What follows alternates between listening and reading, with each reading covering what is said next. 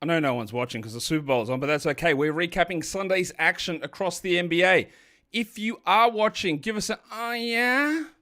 Michael?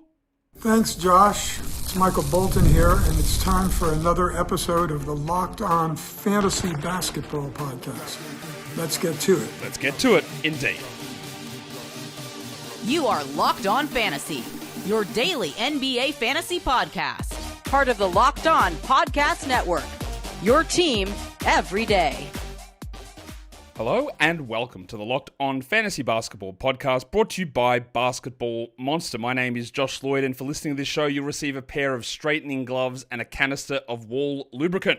I'm also the lead fantasy analyst at basketballmonster.com, and you can find me on Blue Sky at joshlloyd.bsky.social, on Twitter at redrock_bball, on TikTok at redrock_bball, and on Instagram at Locked On Fantasy Basketball. Today's episode is brought to you by FanDuel. Right now, new FanDuel customers can get $150 in bonus bets if your first $5 bet wins. Also, check out LockedOnDaily.com and find the best newsletter for your favorite NBA team. That is LockedOnDaily.com. Go sign up. It's free. Get it stuck into your inbox 5 days a week. Shows are a little bit different today because it is the Super Bowl and games are over so early. So I thought I'd drop the recap show now. I have not done a daily look-ahead preview show for Monday yet. I am still going to do that. It's just going to come out way later.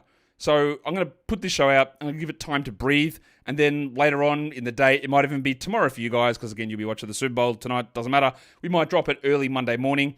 Of a daily preview show for Monday. I'm not undecided when I do it. Maybe I do it because there's waiver wire times and that, so I'll do it later in the day, but that will be coming later. It normally comes before this.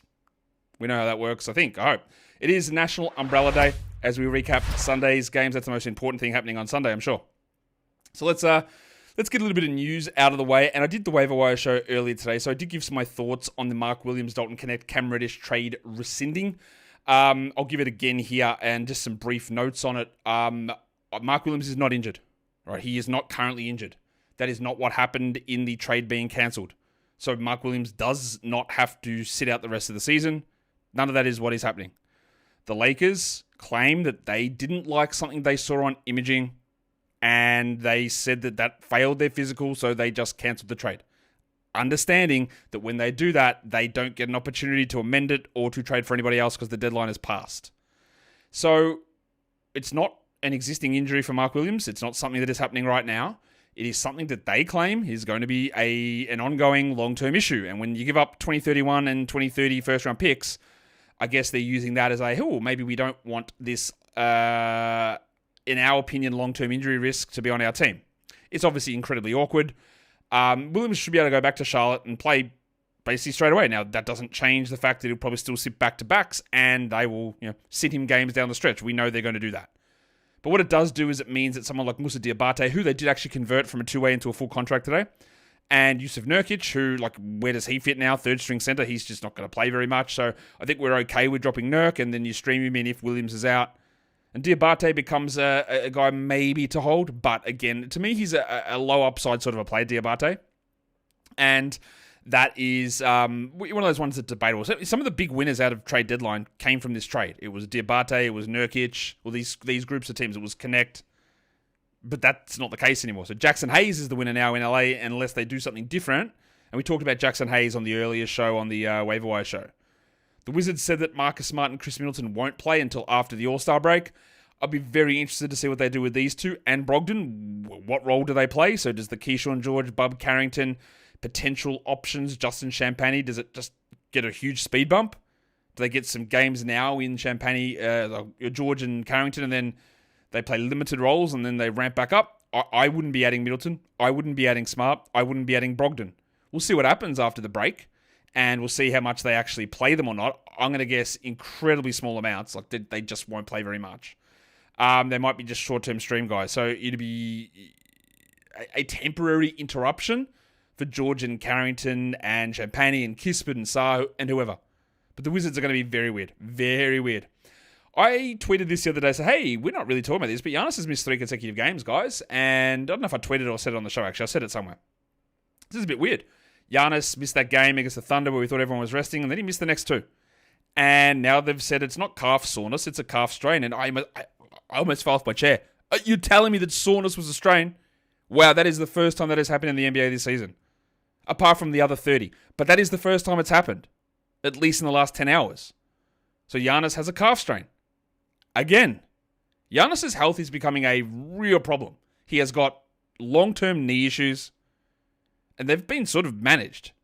And now he's got a recurrent calf issue. It's a real problem. It is not a Joel Embiid, Kawhi Leonard knee issue.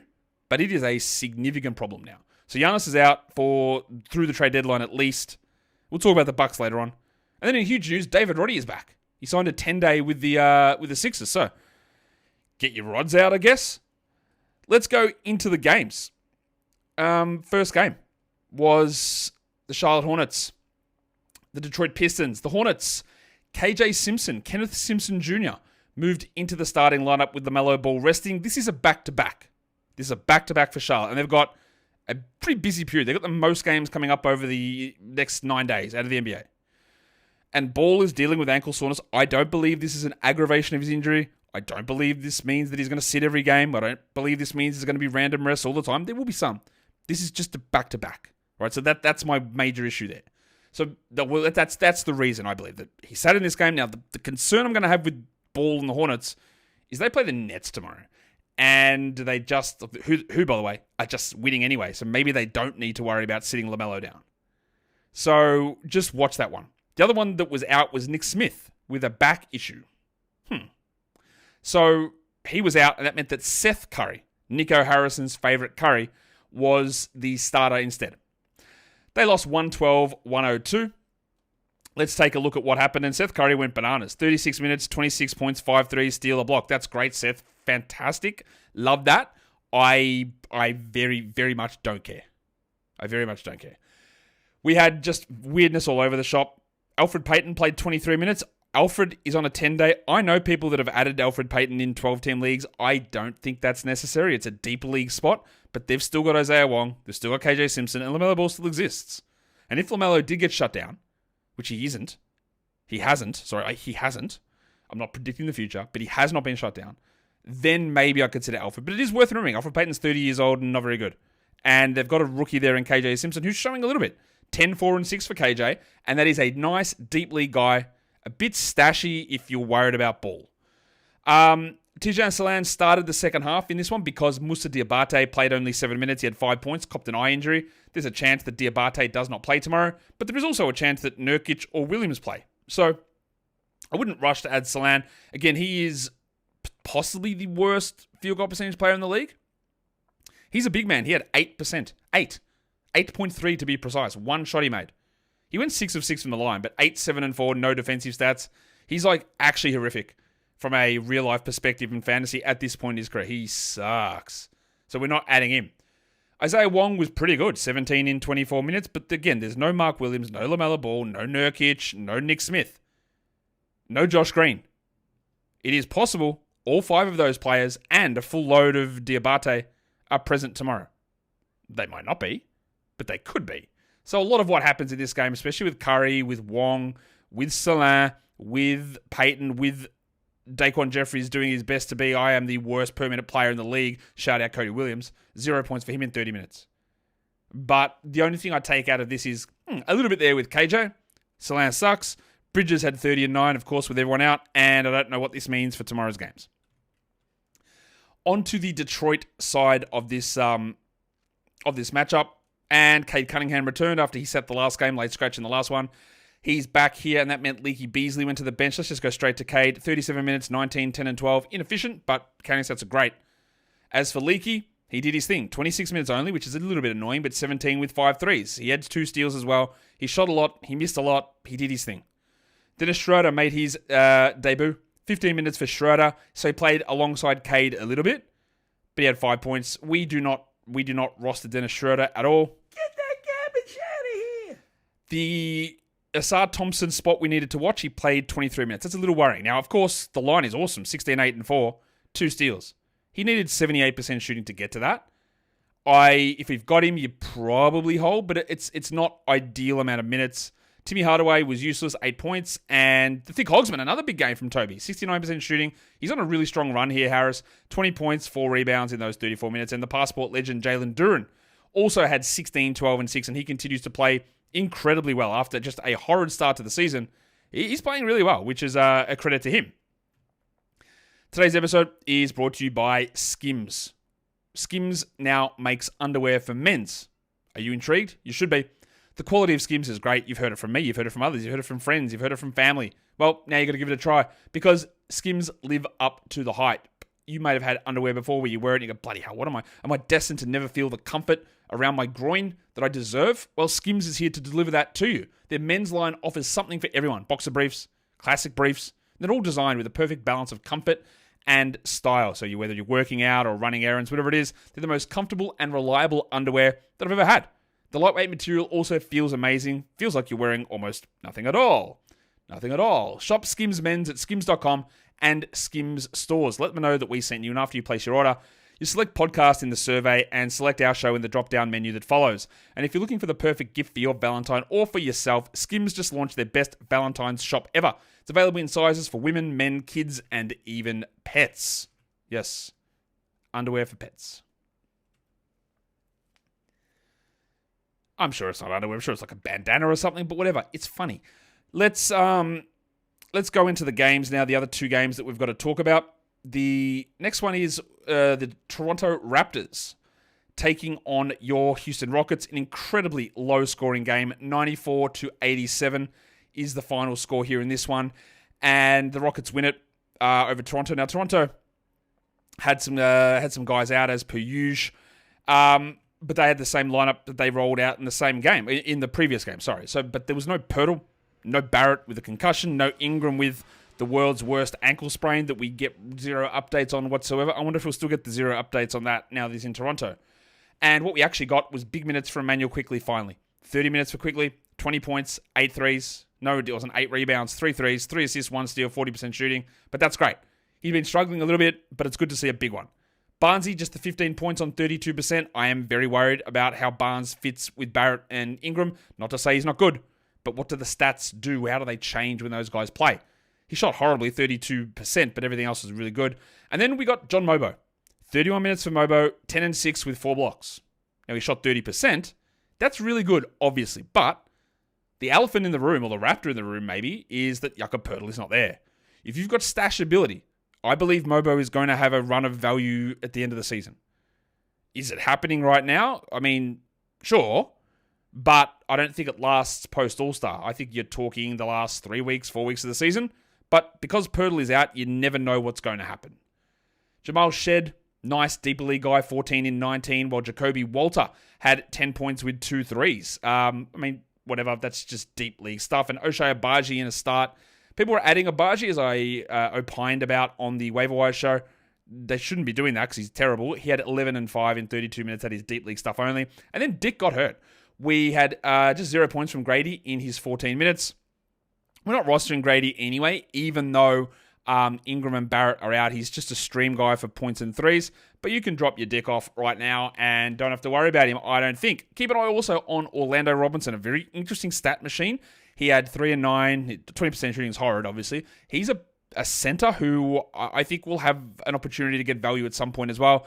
They just converted him from a 10-day into a 2-way, so he's signed for the rest of the season. That meant that they took Jamison Battle off their 2-way list onto the full contract, and he went scoreless in 14 minutes. The Houston Rockets side of this, yesterday on the preview show, in a lot of my projections, Aaron Holiday was coming up big. I'm like, this is weird. Aaron Holiday, I guess he's there. I guess try it out. And then they started him and he played 27 minutes. Okay. Now, I'm not going to sit here and tell you that he was good because he's not. But 27 minutes, 6, 4, and 3 on 25%. But he did get a big run, and that was with Tari Eason resting. Now, the problem here with the Rockets is that they've got a million back-to-backs coming up. So Eason's going to play 1 game a week for the next 2 weeks. And he hasn't even been playing particularly well when he's been out there. I would try to hold him, but I also get it if you're losing patience. Amen Thompson played 41 minutes. He didn't really take any shots at all, but this is the beauty of what he does. It doesn't matter. 8, 10, and 5 with 4 steals and a block is ridiculous. And then Jacques Landau played 24 minutes. He had a double-double, and you'll ask why. Well, Steven Adams was out, back-to-back, and Şengün left after 3 minutes. Back spasms. He missed all 3 of his shots in that time, and you would think that there is a chance that, again, he is slated to play in the All-Star game. There is a chance that he just sits out, gets all the rest through the All-Star break, and we'll see. Whether he appears and sits on the bench and plays a minute, Jimmy Butler style, I don't know. But I would think that we have to be a little bit worried here, which means that Adams becomes at least a stream guy, not necessarily Londale, but in those back-to-backs that the Rockets have, which I believe is Wednesday, Thursday, they've got a back-to-back, then you can consider maybe looking at Jock in that spot. Jalen Green, the game is fine on the surface. 18 points is great. 9 rebounds is really good, but horrid efficiency. Bad from the field, bad from the line. Jalen is, again, settled into being a bad category league player. He's 130th over the last 2 weeks. We know he's going to have the hot streaks. We know he's going to have the cold streaks. And we're getting to the stage where we're just yeah, I think that's just who he is. Dylan Brooks also shot horribly, 31%. He had 19 points, though, with 7 rebounds and 2 threes. So the volume came in very, very nicely there. And Reed Shepherd played only 14 minutes because he's also bad at the moment. While Holiday got 27 ahead of him, which, again, it's not the way that you want to go, is it? Your number 3 overall pick being outplayed by Aaron Holiday. Doesn't look good. Doesn't look good. The second game of the late time slot, that is the most awkward way to say that because I said second incorrectly when I should have said third and final. The third and final game of the day is the Philadelphia 76ers and the Milwaukee Bucks. The Sixers rolled out the same starting lineup, which is interesting in itself because Gershon Yabusele was available, but he just came off the bench. They lost 135-127. The Sixers did. Maxey continued his ridiculous run. 70% shooting in this game for Tyrese. 39, 4 and 5 with 5 threes in 40 minutes. Embiid put up big numbers. 27 and 12, 6 assists, 4 threes, a steal and a block. But is that the story? Not really. The story is the report. I think it was from Malika Andrews. It might have been Ramona Shelburne. I don't remember exactly. Saying that Embiid said the only way he's getting healthy is another surgery and a long recovery. Yeah, okay. Bro, unless he pulls off a Lonzo Ball miracle, which is possible, I don't see how this is recovering. I would never draft Joel Embiid unless it's outside the top 70 again. I never will. Because I don't believe in his health at all. And that's a shame. I tweeted something about this. Someone go, oh man, you hate him so much. Anyway, shout out to having no comprehension of anything that I say whatsoever. I don't. I feel really bad. I feel sorry for him. He is an unbelievable level talent whose body has just given up. And that's nothing to do with him. It's nothing to do with me hating him. It's me just stating the literal fact that his body can't handle it and his knee is still rooted and he's going to be having more surgery and more issues with it. And we can't trust that from a fantasy point of view at all. You can't. Paul George continues to suck. What is going on with this guy? 12, 5, and 6 with 3 steals. He just doesn't even do anything anymore. I honestly thought, there's a worry. You go to a new team, you lose a little bit. But man, he has been there were literally no signs of Paul George being washed last season. None. You can tell me what you want. He's always injured. This has got nothing to do with that. He had that bone bruise of the weird play in the preseason heading into this season. And then he did it again 2 weeks later. Now he's hurt his finger. But he's just washed. Shots don't go in. He doesn't take them. He's just, it's really, really frustrating. Yabusele, 25 minutes. He was very good in the second half. He had 18, 2 and 1. I still don't feel 100% great about relying upon him as a must-roster guy. But for now, I guess you do. And then we got 31 minutes out of Quentin Grimes, while Justin Anderson had 22 in the start. Grimey had 10, 7, and 5. He shot poorly, but we can see that Nick Nurse loves him. I do not understand for a million years why Dallas traded him away. And I know one of the Nico Harrison slurpers is going to be out there saying, well, they got Christie, and Christie's an upgrade. So, okay. They could have had both. They just could have had both. They didn't get traded for each other. You didn't have to get rid of Grimes. Having more players who are good is a good thing. You don't have to get rid of a good player because you got another one in. That's totally okay to have good players on your team. Grimes is pushing. He's pushing to maybe be a 12-team guy. I'm not there yet, but he is pushing it. Edwards is just, they keep giving him minutes, Justin, and they did, I believe, convert him to a full-time contract as well.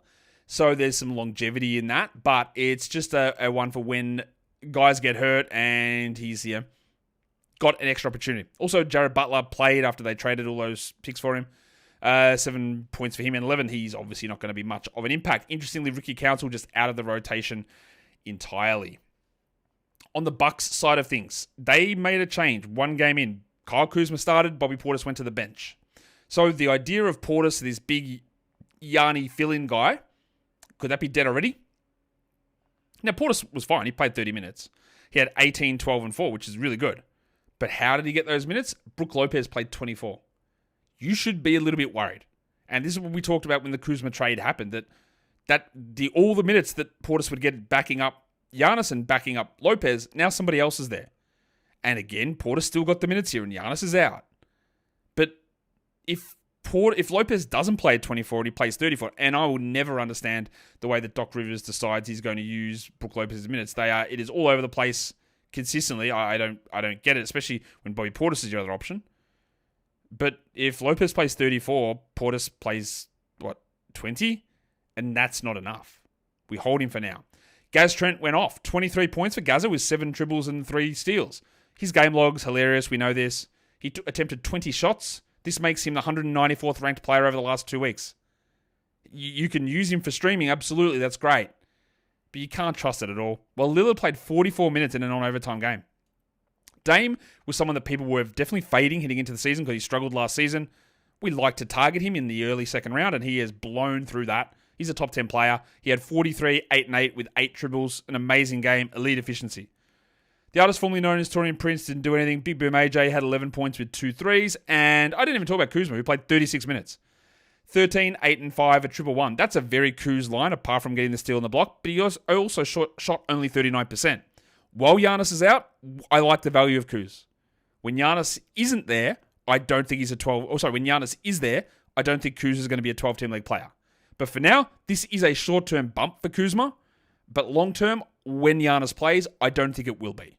So for now, he is okay to use. And then later on, I don't think we'll be paying that much attention to him. Today's episode is also brought to you by FanDuel Sportsbook. When the NBA and the games tip off, whenever that is, well, the NBA action just gets started. And there's no better place to get in on it than FanDuel, America's #1 sportsbook. With FanDuel, you can place live bets all through the game. So even if you missed the beginning of the game because you thought it was starting at 7 and it started at 7:10, well, you can get in and bet on the fourth quarter comeback. You can bet on anything happening during the game and even combine your live bets into a same-game parlay. That live betting feature helps you keep track of every moment, and when you see something developing right in front of your eyes, well, you can just place that bet and you turn it into something good. Right now, new FanDuel customers can get $150 in bonus bets if your first $5 bet wins. Just go to FanDuel.com to join today. That is FanDuel.com for your shot at $150 in bonus bets. Make every moment more with FanDuel, an official sports betting partner of the NBA. And don't forget to gamble responsibly. That's the games. So, again, this is just a short show. There's only the three games that are on. But we're going to do lines of the night. And then we'll do an industry pickup recap as well. The monstrous line of the night goes to Damian Lillard, 43, 8, and 8.